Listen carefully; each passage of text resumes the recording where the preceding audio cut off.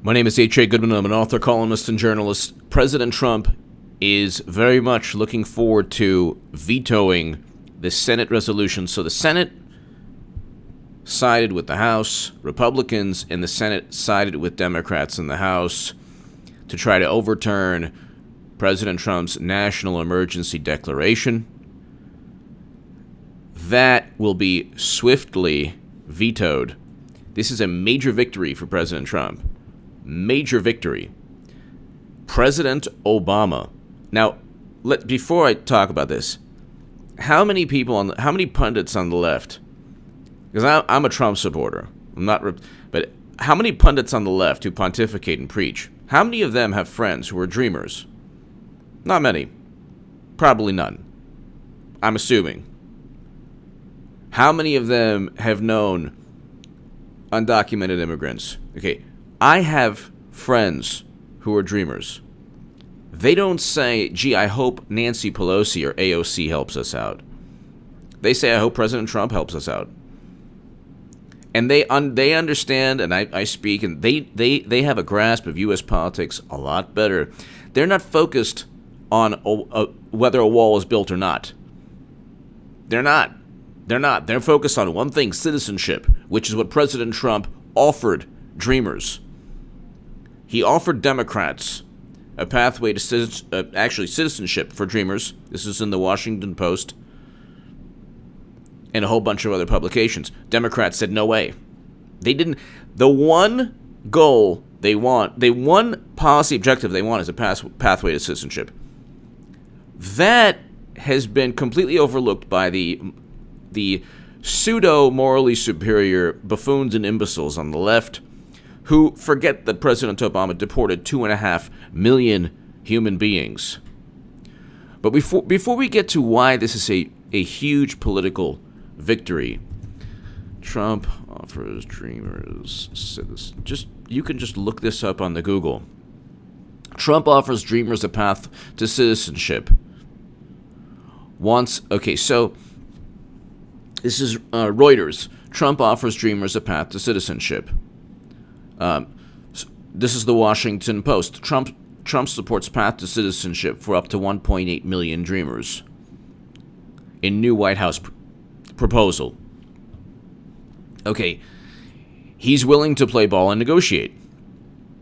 The Democrats can't, as with the way Democrats do their politics, the way they do politics is this.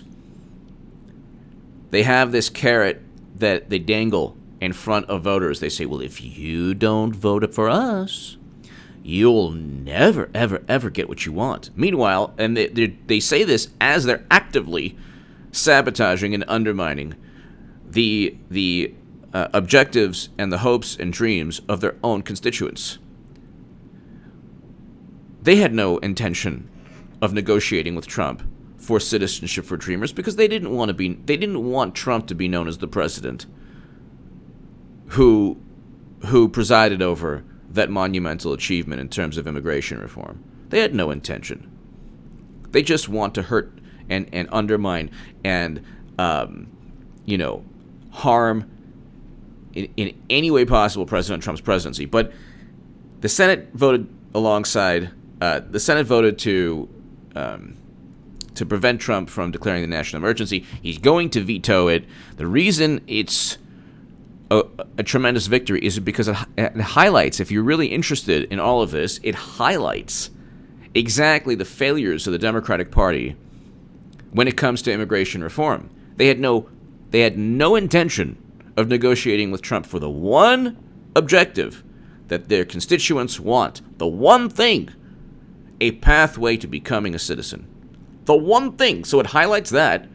If you really want to, look into this from a critical thinking vantage point, they had no intention of helping their constituents. But just from an overt political victory, nobody can say President Trump isn't fighting for one of the pillars of his 2016 campaign. Ann Coulter can't say, oh my God, he's weak or ineffective. Nobody can say, because, look, he has every right to declare the national emergency.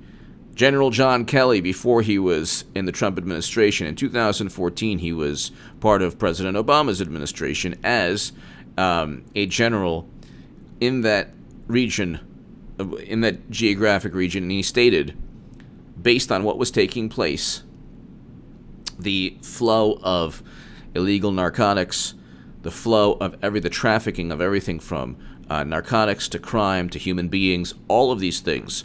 I can't, YouTube policies won't even allow me to get into it. That's why, I can read an excerpt from a Charles Bowden book. I can read the heinous atrocities taking place, and of course it'll trigger the algorithm. No good. So YouTube policies, if you really want to get into it, you can justify a national emergency. The wall is not, the way liberals or people, progressives or people on the left look at it, a lot of them say, well, it's immoral. It's not immoral. The wall is not immoral. And also, did you ever think that it would protect Mexico from us? Talk about racists. Talk about, supremacists and all of this. You can't find a better definition of those terms than on the left. These are pompous and arrogant and pseudo-intellectual imbeciles. Did you ever think it would protect Mexico from crime going, starting from the U.S. into Mexico? Okay, it also prevents crime in all different types of trafficking. Not all types of trafficking go through the ports of entry. Even if they say, well, 80% of this illegal narcotic goes through the ports of entry, well, then 20% goes through parts where the wall would stop. It's like they're not a rebuttal. It's the same with gun legislation. They're going to go, you take hands away from take the firearms away from bad people. Like, no, you're not going to. Most crimes are committed with illegally obtained weapons. So it's like, most crimes in the country are conducted by criminals who obtain illegally obtained firearms. So you're not, this is the one thing about gun control. You're not actually, criminals don't follow the law. This is a new thing for people on the left. But it's a big, big, big win. Why? It's a big win because you have a situation where President Trump, now, I look forward to vetoing the just-passed Democrat-inspired resolution which would open borders while increasing crime, drugs, and trafficking in our country. I thank all the strong Republicans who voted to support border security and our desperately needed wall. So, there you go. You can't say that he's not fighting. You can't say, and also, the Supreme Court is not going to, it'll go all the way to the Supreme Court if they try to use the courts, because they couldn't stop a national emergency declaration from Congress. And Pelosi was like, oh, he's learned his lesson asking for money. It's like, no, there was a government shutdown that hurt Democrats more than Republicans.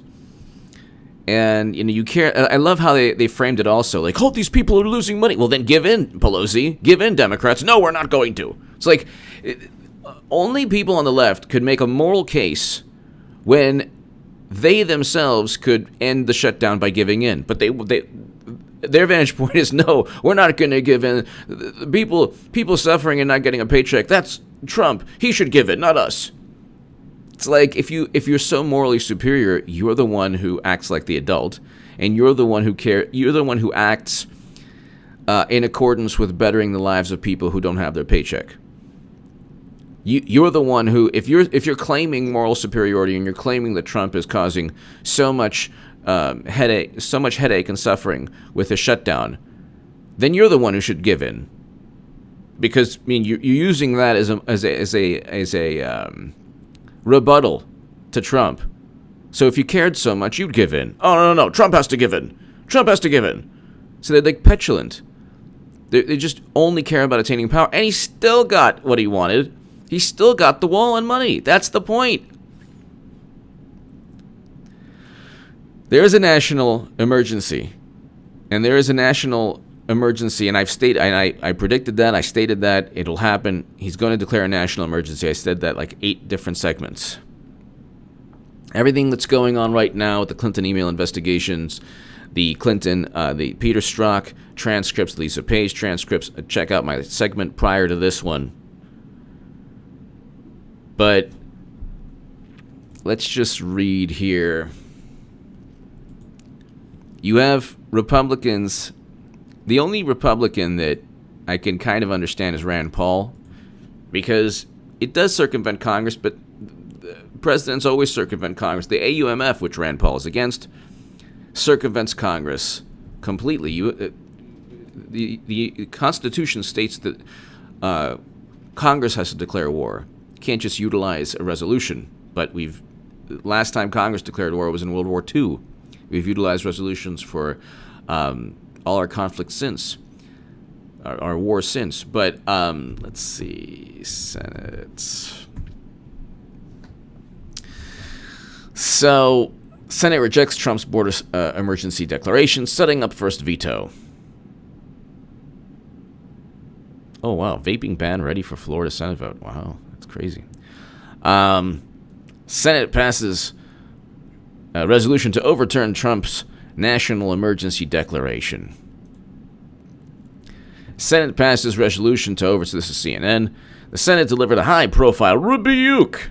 Like, who cares? Who cares what, they're in complete, the fracture of the Democratic Party. The Democrats are fracturing. Now there's Beto O'Rourke. My new name is Rico Suave. If Beto can come, look at this guy. Beto O'Rourke, huh? Voted to block Rand Paul, Susan Collins, Lisa Murkowski. Let's give you the list here. The 12 Republicans who voted in support of the resolution were Robert Wicker, Marco Rubio, Robert Portman, Susan Collins, Lisa Murkowski, Pat Toomey, Roy Blunt, Lamar Alexander, that's bizarre, Mitt Romney, Rand Paul, Jerry Moran of Kansas, Mike Lee of Utah. So almost certainly, Roger Wicker of Mississippi, Marco Rubio of Florida, Robert Portman, Ohio, Susan Collins, Maine, Lisa Murkowski, Alaska, Pat Toomey, Pennsylvania, Roy Blunt, Missouri, Lamar Alexander, Tennessee, Mitt Romney, Utah, Rand Paul, Kentucky, Jerry Moran, Kansas, Mike Lee of Utah. Very likely many of these senators said, well, I might as well score some political points with independents or left-leaning voters who might vote Republican, who perhaps lean left in my state.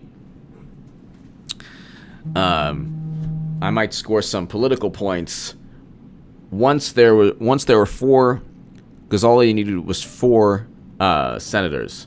So once 4 senators had already sunk or had already sided with Democrats, the others probably said, well, you know what, I'll do this for political purposes. Or they didn't agree with the national emergency declaration for whatever reason.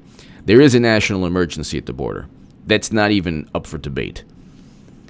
Democrats don't care, but President Obama utilized ICE. And AOC hasn't.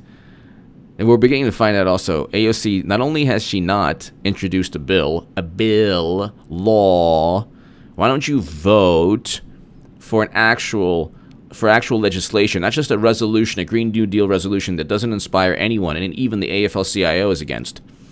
What about an actual Medicare for All bill, since people are losing their lives? This is what AOC and others have stated. Well, you take a moment off of Twitch and Twitter and introduce a bill, or champion Bernie's 2017 bill. What about a bill to abolish ICE? So all of these lies. And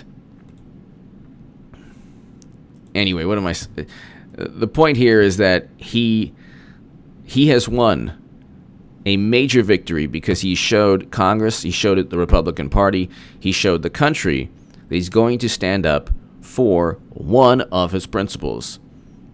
The wall is not immoral. In fact, there are many moral elements of the wall. The Democrats voted for a fence. They deported 2.5 million people utilizing ICE. A lot of heinous atrocities took place there, especially with young people and President Obama. Handing over children. This is according to New York Magazine. It was a Senate report, and it's documented. The Obama administration to traffickers, human traffickers. So, I mean, it's like, hit subscribe right now. Definitely check out my last segment on the Clinton email special counsel that Lindsey Graham wants. This is a very, very big victory for Trump because it shows voters in 2020 that whether you like him or you don't like him, whether you agree with the wall, you don't agree with the wall, he stands by his word. That whole thing, 8,000 lies, whatever. He's not a con man. He's not a con man. The biggest cons are on the left, and I explained that at the beginning of this segment. Nobody's looking at it from the perspective of he was willing to negotiate a path to citizenship. They didn't. Democrats have no intention of abolishing ICE. They have no intention. You talk about grifters and con men and the people. Not only do they lie, you can take anything that Trump says. If they say, well, he lied 8,000 times. By that standard, Democrats would lie 30,000 times. By that standard, Obama. I didn't know my own Secretary of State had an email server. Oh, we're going to intervene in Libya for the benefit of the people. That didn't work out. It actually caused a failed state. It turned a country that was not a failed state into a failed state. Very different from a country in Latin America that had 1,000,000% inflation 1 month last year. And 80,000% inflation for the year. That's not Trump's fault. Hit subscribe right now. Big victory for Trump.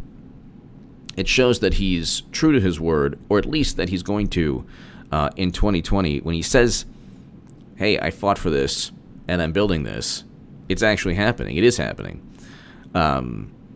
It kind of also exposes the Republican Party.